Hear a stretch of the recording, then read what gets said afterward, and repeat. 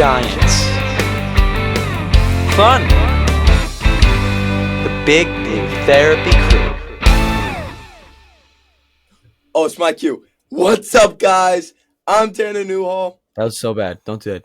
Okay. I forgot. I didn't know it was me. Ready? 3, 2, 1. What is up, ladies and gentlemen? My name is Tanner Newhall. I'm here with John Newhall. Yeah. And oh my gosh, this is the Big Blue Therapy Crew. Yes. Yes. Lovely. It is. It so is. Yeah. Yeah. We love it. Welcome, everybody, back to the Big Blue Therapy Crew. Today is a very special day. We have our one and only. This is our big NFL draft episode. We're going to talk about all things NFL draft. And I promise you, if you stick around for 3 minutes, you're going to hear something or hear things that you will not hear on other podcasts. You will not. This is coverage you will not get. This is good. This is original. I promise. Just please stay with us. This should be a fun episode. I'm very much looking forward to. I'm excited. This should be cool. This should be lovely. So, really fast before we get going, just a quick hit on some scheduling things. Today is Tuesday. Hopefully this podcast comes out on Tuesday. So the next time you'll hear our voices will be next Tuesday, which is the Tuesday before the draft. Our plan this upcoming week is to post on Tuesday. It'll be a bit of a smaller episode, and then we will come back on hopefully Thursday night to not live react, but to have something up as soon as the first round ends. That is our goal. That is our mission. So stay with us, Big Blue Therapy Crew. Hear our reactions. Hear our takes. Hear our whatever we have planned stuff for the first round, and this should be a good time. Yes, Daniel? I agree. I think it's going to be a great old time. Amazing. All right, so let's jump right into it. Boys and girls, ladies and gentlemen, the NFL draft is officially 9 days away. Hooray. I don't know if I did that math right, but it is.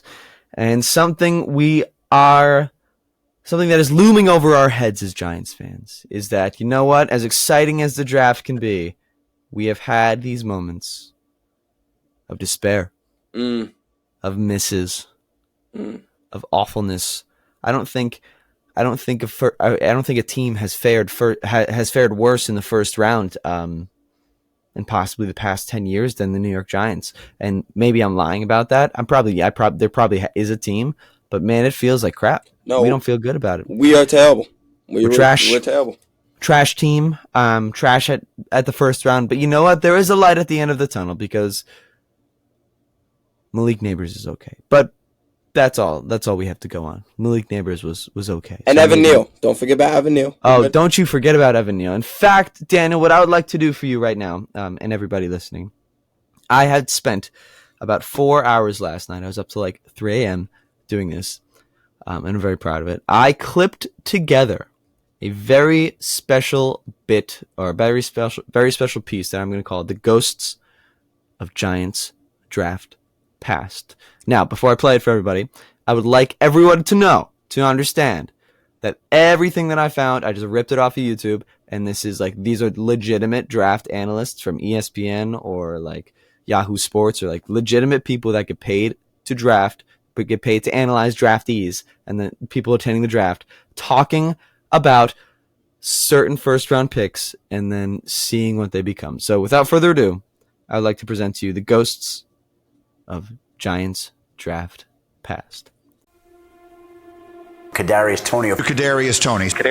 His dynamic playmaking ability is going to make things easier on Danny Dimes. He can score touchdowns. And he's a perfect complement to Kenny Golladay. New York landed a major steal. They didn't have any use or patience for Kadarius Toney. Hadn't been practicing very much. Every time he touches the ball, something special is going to happen. Kadarius Toney dropped about 5 passes and 4 of them led to interception. Just don't throw it. Don't even look in his direction, okay? He takes it across the goal line and scores touchdowns. There's a flag down at the line of scrimmage. Is the number 19 offense lined up in the neutral zone. Can't get out of the way of hurting the team. Don't throw him anything. Eli Apple.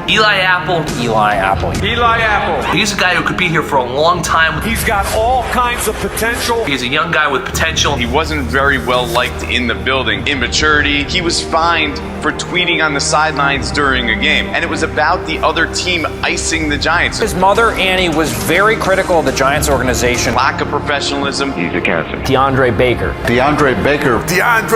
Let's not take DeAndre Baker. DeAndre Baker can certainly start for your football team. I mean, he's going to be a really good pro player. I think DeAndre Baker's really effective in coverage. Really clean technically. A Giants player made headlines this week. Giants defensive back DeAndre Baker turned himself in to authorities today for his involvement in a robbery. 3 people claim Baker robbed them at gunpoint. Baker was charged last month with 4 counts of robbery with a firearm. Baker robbed partygoers of nearly $70,000 at gunpoint. New York Giants, Evan Neal. Evan Neal. Evan Neal on the right side. The consensus All-American. Not going to be any questions about can he hold up to competition. You know he can hang it right down. Like, you already know that. He's a guy that's really considered the Swiss Army knife. And the Giants should be set for the next decade of tackle. They get their immediate offensive line help. And I think he's the best tackle in this draft. I think Evan Neal is a can't-miss NFL tackle prospect.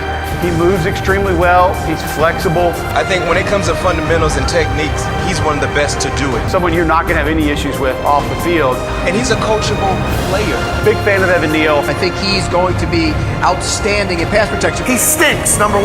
I'd rather have a guy that's flipping hamburgers block than your piece of garbage ass. You piece of garbage. An underperforming first-round draft pick. I'd cut his ass. He's dead to Giant fans now, and I'm not sure if he ever recovers. Cut his fat ass. You should boo him. If you see him in the Mall of Willowbrook, boo his ass. If you see him on the DMV, boo him. If he wins a Super Bowl, boo his sorry ass.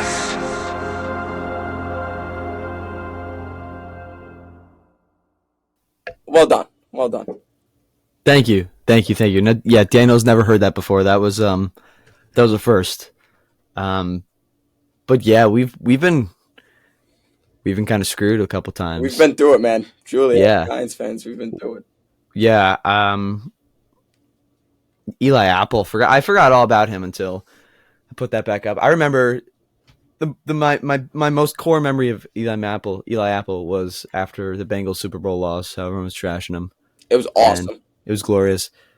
Kadarius Toney, if I DM him, he'll probably DM me back type shit. He hates us. Nope. He doesn't like Giants fans. Not at all. So yeah, look at us. We've been through all that. We got through it. Was I missing anyone? Yeah, as Giants fan, I'm just thinking back. Eric Flowers. Yeah. Low hanging fruit is Daniel Jones, who's currently going to be backup QB in the CFL next year. Yeah. Daniel Jones was there. I don't want to use it just because there was, I don't know, going into the draft, like nobody liked him either. No one. Yeah,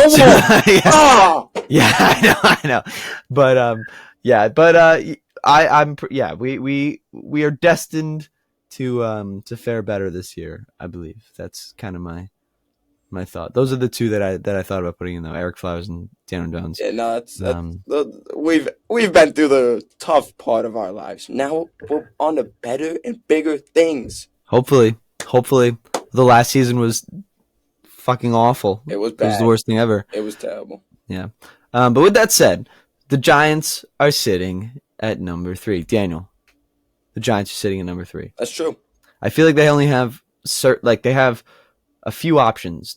So we're gonna kind of go about this whole thing as if they're gonna stay at number 3. No trades up, no trades down or anything. They have a few options that I think, like 3 realistic options, I guess. So, and those being, I think, consensusly, everyone agrees, probably Shedeur Sanders, Abdul Carter, Travis Hunter. Right. Yeah. One of them probably, if I'm a betting man, Travis Hunter will probably not be there at number 3 because Ward's going 1. I'm assuming the world is kind of assuming at this point that Hunter goes 2. But even if he doesn't, and one of the other guys go there, that's really the only bets or options I think that they have. Yeah. Yeah. So I don't know. So what do you? I don't know. What's there? There's pros and cons to both of these. There's good and there's bad for all of these players. Like if you take Travis Hunter, I think the biggest thing with him is that not only does it help a position in need, which is cornerback, but it also gives you depth at literally two positions, like wide receiver and corner. So that can't be overstated. I think that how many times throughout the season does someone get injured? It's like Andrew Thomas get injured. We're like, crap. Or Malik Neighbors says he went down last year and he only played one season. So who says he plays a full 17? If we have Travis Hunter there, not saying this will happen, but he could play corner. But also if someone goes down, he could step in. He can play the offensive side of the ball, which is craziness. Yeah. Right. And the other thing is, like, again, like you said, we don't want another like Richie James dropping the ball versus the 49ers and all that.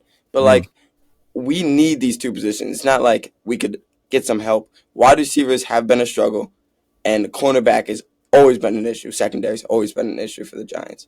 So it's two positions in need that he could both play. It's interesting because we've never seen a prospect like this. Sure. It's like, which one will he play? I think the media coverage will be cool too. I think the Giants need that because what have we got? Nothing. We got nothing. So I think the media plus the position in need, I think Travis Hunter is a good pick here. Yeah, I will go on record saying that I think the whole Travis Hunter thing is a little overhyped.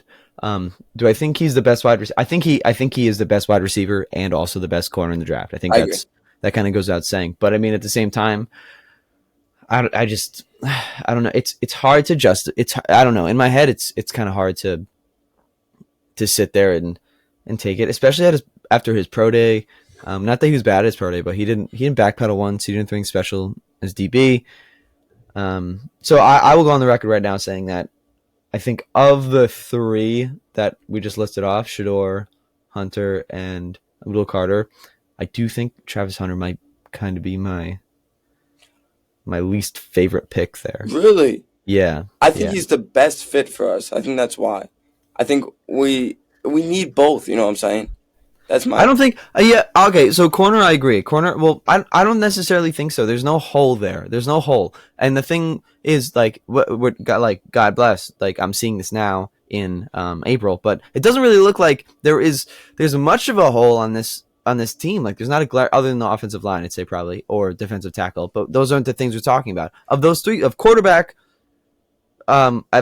as of quarterback, cornerback, or wide receiver, or edge, which of those three are, I really don't think there's at least two position players like that are decent NFL players in every one of those positions. So I don't think it's a necessarily big need because wide receiver, Malik Neighbors is there. Wander Robinson's still there. Darius Slayton was re-signed. Russell Wilson is going off about Jalen Hyatt. So I don't know. I'm excited for that. Me too. I think that's gonna be sick. But you throw Travis Hunter in there, cool. Like that's like genuinely like a great wide receiver room. But I don't necessarily know if it's essential that it happens. And then look at the other side of the ball. Look at Paulson Adebo and Deontay Banks, who like we realize can't be a CB1, but we're kind of slotting him in to be that CB2, which I think he can handle.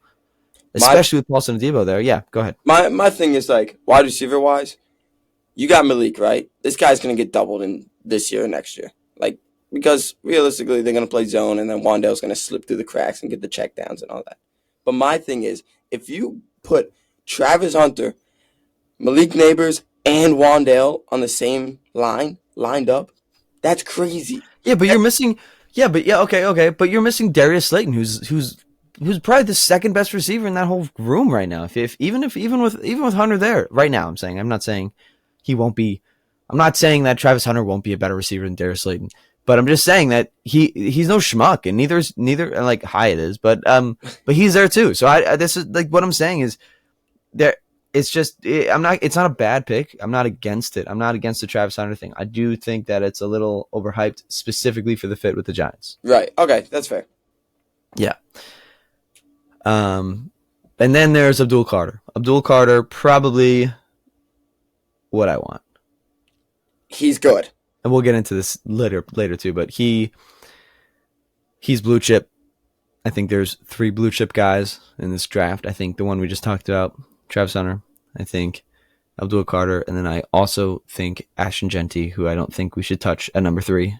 Again, God no, running back blues. But yeah, I'm everything that I watched, everything I see. I mean, everyone says Micah Parsons. That's the word, Micah Parsons. I don't know if he's as great of a prospect as Micah Parsons, but I don't think you have to be this 10 out of 10 to be worthy of taking of number 3. I think he's going to be.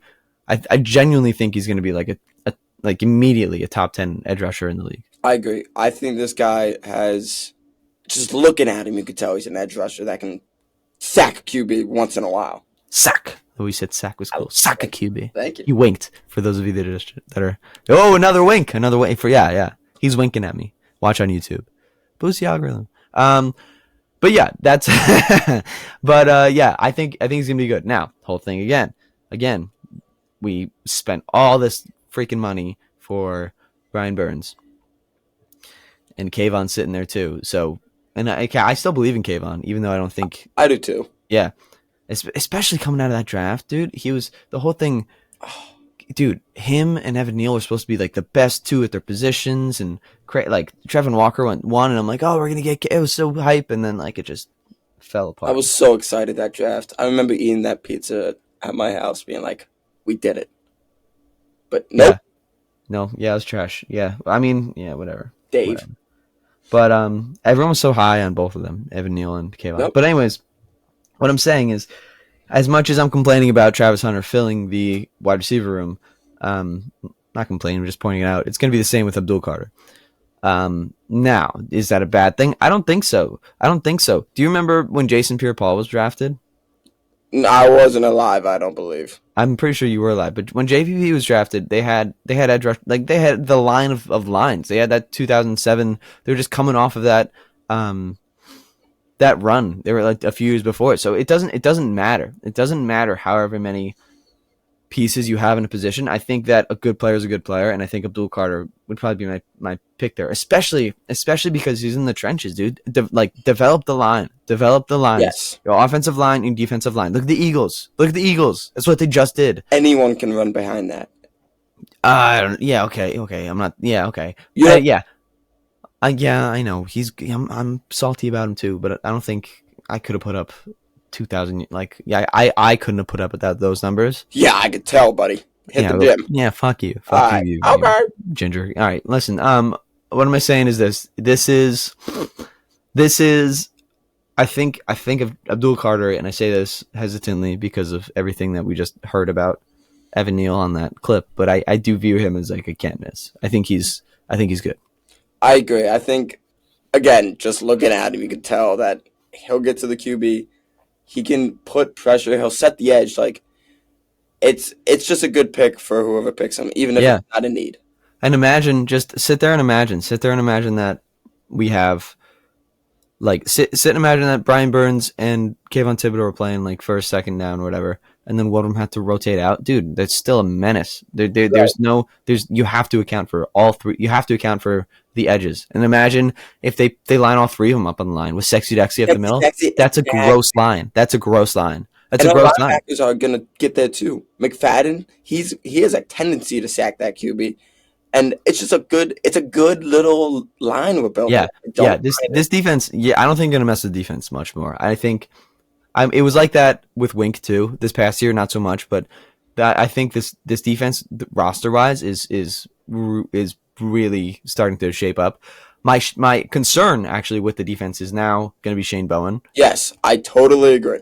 Yeah, because he did not perform at all. Yeah. The whole thing was like, all right, we're going to rush for like every play like a cover 2 shell or like a Tampa or whatever. But yeah, I'm very, and even with that, they were like leading the league in sacks for like the first 6 weeks of the league. Yeah, we were up there with sacks, just not the interception part. The interception sucked. But now we have Javon. Yeah, whatever. We're in. We're back. Right. Now, exactly. On paper, it looks really good. Will it be coached well? I don't know, but we will see. Yep.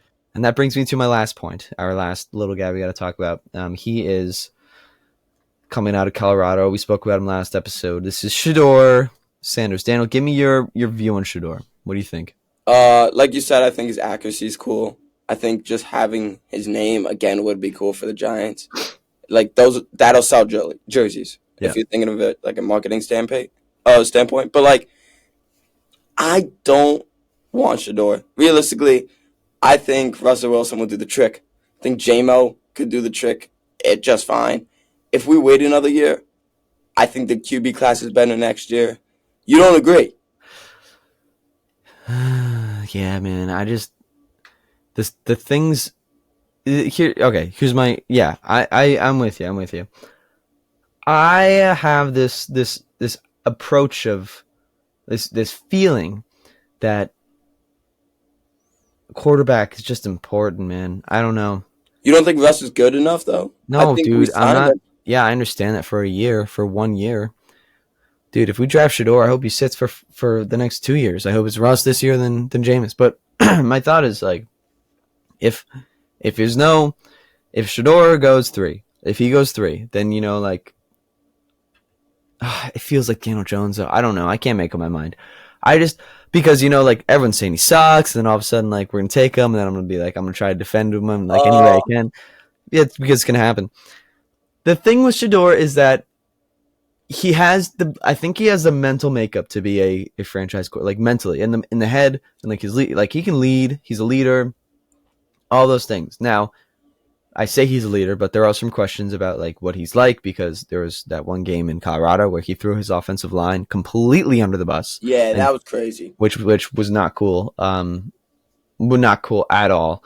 And I also think that he has these, but I don't know. There are other moments where he does have this like real humbleness about him, and he's like level-headed, and I think that I really think that he's a big moment quarterback where he wants it. He wants the big moments. Now, he's not athletic as virtually, I'd say, like 4 other quarterbacks in this draft.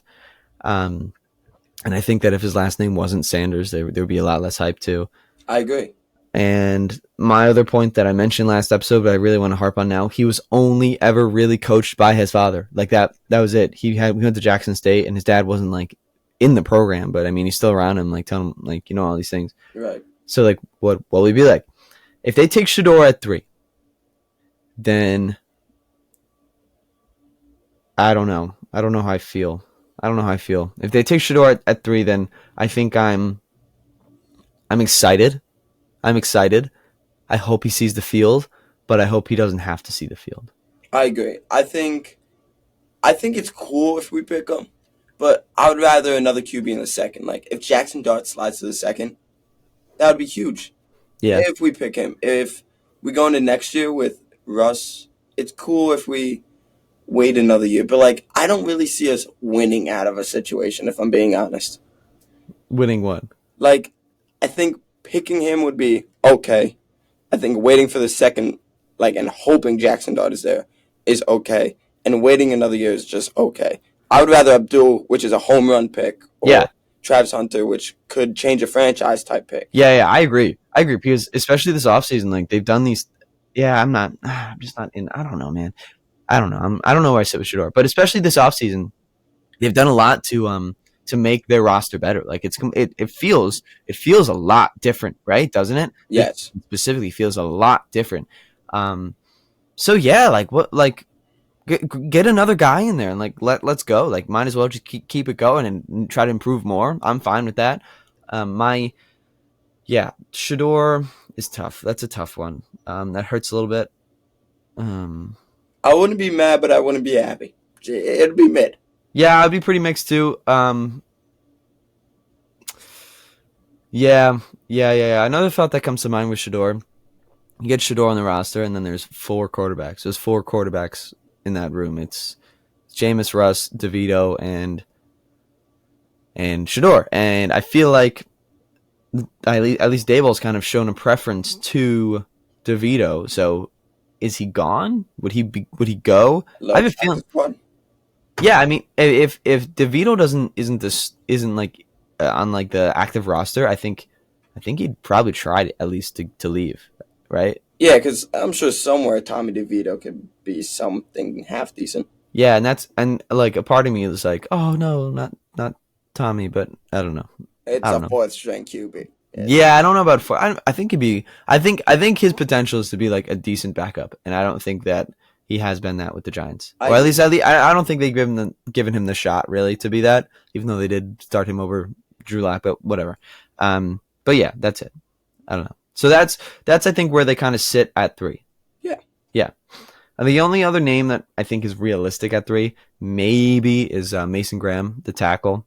I'm not crazy about him. Again, would rather Abdul Carter, if there's a trade back thing, like 2 or 3 spots, if Mason Graham's sitting there to pair with Dexy, that'd be cool. That would be sick. That'd be cool. But I mean, he's not as surefire as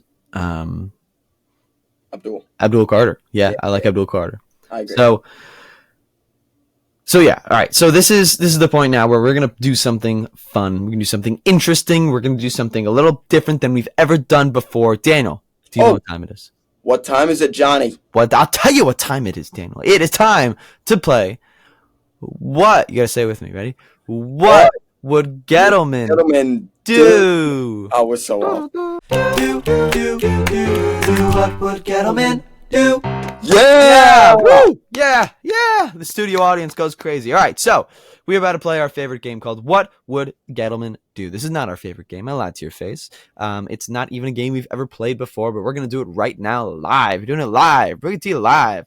What would Gettleman do? So this is a franchise who is pretty much not ruined, but was not put in a good spot by David Gettleman. So we are going to go through and think to ourselves, what could be a move that the Giants could make, realistic or not, that would be an awful position to put the franchise in. Daniel, you were on the clock. I ask you this, my friend. What would Gettleman do? He would see this QB out of Ole Miss. He would see our number 3 pick, and he would pick that QB out of Ole Miss. He would immediately reach for that QB just because of a certain complexity. Certain skin color. Just say it. Just say it. Yeah. Certain skin color. He's an old man. Yeah. And he would pick Jackson Dart, which is outrageous. No one wants it. And it would just be sad. I would cry. And then he would go on the presser later. He'd be like, I knew he'd be gone by pick 5. And he'd be like, he'd be gone. Yeah. He'd be chopping his denture. Unlucky. There's no QB at a Duke. Yeah. There's no white guys raised by the Mannings left. Yeah. That checks out. I think he's Ole Miss, white, Eli, again, maybe kind of. It's just terrible. It's always something with that guy. And that would be terrible. What I think he would do, my thought on what would Gettleman do is he would sit at 3 because he was not a trader during his tenure until the end with the Giants. He would sit at number 3 and he would pray to God that Abdul Carter fell to him. And then when Abdul Carter is taken second by the Cleveland Browns, he would then pivot, trading away the number 3 pick for absolutely nothing in return and taking Kadarius Toney into the first round, even though he was already drafted 3 years prior. That is my what would Gettleman do. Do you like our answers? You could tell us, and you could play along. If you'd like to tell us what Gettleman would do, and we'll read your answer live on the podcast next week, feel free to go to the link in our Instagram bio, which we have. The link in our Instagram bio. Tap that link, and then you could fill out this form and tell us what would Gettleman do. We'll read the ones we like the best on the podcast. Yeah, I like that one. That was a fun little time. That was cute. Make sure you fill them out. Fill them out. There it is. Fill them out. Fill them out. Fill them out. Fill them out. Yeah, Daniel, a little head rock right there. Yes, sir. Yes, sir. I was actually for one night only. I was the beatboxer for my a cappella group in high school because the other guy got sick. Yeah, I know. Valley Central High School, Voxtones, right there. Oh yeah. What does Joe O'Brien say? Type. He's never gonna listen to this. No, he's never gonna get this far. Yeah. All right. So okay. So we've done most of the episode. Now this is we've talked a lot about the options and everything. Daniel, I'm asking you for one last time, one final time, one last official time to make a concrete prediction of what you think will happen and what you think want to happen. If they're the same, that's great. If they're different, then it's okay. You are on the clock, my friend. What will the Giants do? All right. So dream scenario. Cam Ward goes 1 and Travis Hunter goes 2. That doesn't even give us an option to pick anyone else. We go Abdul. I don't want that option. I don't trust Joe Shane still. So I say Abdul at 3. And then we wait a little bit for the second round and we maybe pick Jackson Dart there, or we pick another position in need. what I want to happen is the same thing. Wait, the same thing. I'm right. The same thing. But if both Abdul and Travis Hunter are picked somehow, some way, we trade back not a lot. No Kadarius Toney in the 20s. We go a little bit like 5, 10 picks down. And we pick Mason Graham if he's there, or an offensive tackle if he's there. Someone simple, no, not Kadarius Toney, no risk, just someone that we can pick upon. I think that's my go-to. Okay, I like that. I'm gonna say something that I forgot to say while talking about Shador, by the way, and it's gonna impact what I'm about to say. This is Tuesday, so today actually on Tuesday, so April 15th, he has a private workout with the Giants. Which is crazy late in the game, which is like so late for this, and it's almost like unprecedented. It's so late for this, and they've seen him. They've done so much work on Shador. Every time you turn on your phone for like the past 16 months, it's been Giants, Shador Sanders, Giants, Shador Sanders. What I think will happen, I think if I'm betting right now, I think Ward goes 1, Travis Hunter goes 2. I think the Giants take Abdul Carter. Good. Now, I think they take him. I don't think they stop there, though. I think that they would trade their number 34 pick. And a name that I want to throw out right now, you're not going to like it. I think maybe it takes Kayvon Thibodeau. No! I don't like it, but I mean, like, there's been rumblings. When there's smoke, there's fire, dude. So he's definitely on the block. Yeah, and I think they go back into the top 10 and try to get Shador. I think they jump the Saints and the Steelers to get Shador. I would cry. I wouldn't cry. I would not cry. I just, dude, my thought is that, and this is another point I haven't even made. If Dayball and Shane were given Daniel Jones, and they really haven't gotten to pick like their guy. They haven't had to say like, this is my guy. You know what I mean? Yeah, so if this is it, then that's it. If it's not, then like stay away. Take Milroe in the 3rd round. Jalen Milroe would be sick as crap. Please do it. Cool. I'd be cool with that. That'd be fine. It'd be fun. Like in the preseason, that'd be so cool. Anyways, I just think that Shador is. If Shador is the one that is their guy that they're willing to bet their jobs on, then it might just be that that's the way it is. Yeah, they need a big draft here. They're gone. No. They need a big year. They need a big year. So yeah, they need a big year. So my prediction is Abdul Carter at 3, trade up from 34 up to get Shador. What I want to happen is what I want is Carter at 3, and then Milroe at 34. Okay. Would you rather Milroe or Dart? Milroe. Really? Yeah. Wow. Yeah. I think Dart might be the better player, but Milroe is so much more fun to watch, and he's more. I think they're both projects, but Milroe would be, I think, again, a better fit for the Giants. And he proved something in Alabama. Like Alabama's no scrum of a team. Yeah. And if you watch back to Hard Knocks, by the way, like I saw someone else make this point. If you watch back to Hard Knocks, when they were on the offseason, the Giants, there was a specific moment when they met with Nick Saban, who Brian Daboll used to work under, so they're tight. And Saban said, like, okay, like there's 2 guys in this draft that you have to take like seriously. They're the best ever. All these things. He's like praising him, and it was Malik Neighbors and Brock Bowers. And then if you watch an episode later in that same Hard Knocks thing, those are the 2 players that they were targeting in like literally in the draft. They were like, if Neighbors is here at 6, we're gonna take him. If he's not here, we'll trade back to get Bowers. Like that's literally what was happening. So I think Saban has spoken highly of Jalen Milroe. He has. It's on record. Yes.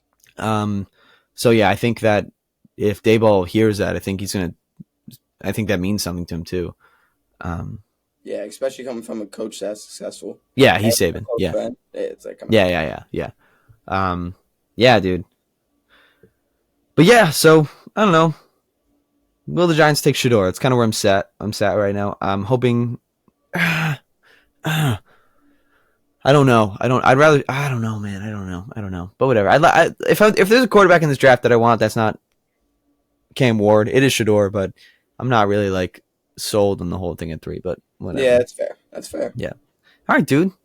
That's an episode.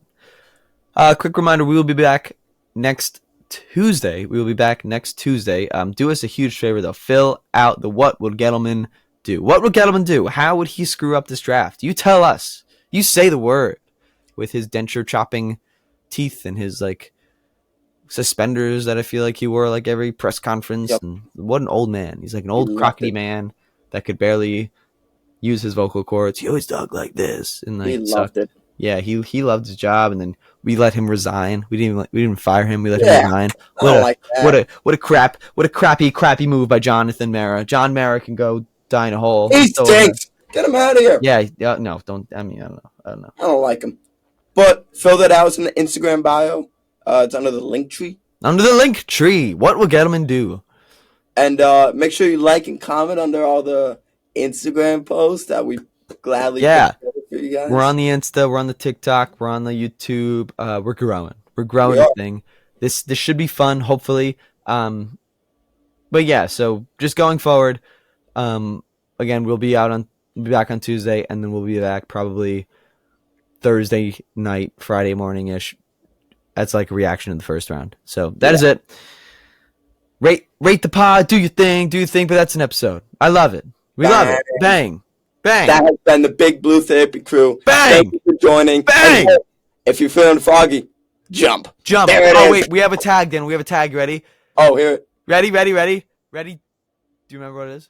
No. We have to say die, Eagles, die at the same time. Oh, okay. Ready? Here we go. Ready? Here we go. Die, Eagles, die. Yeah, dude, they suck. I was at a friend's house yesterday. A friend of a friend, he had an Eagles poster, but that's it. Rip it down. All right, goodbye, everybody. Goodbye, and hello, mother.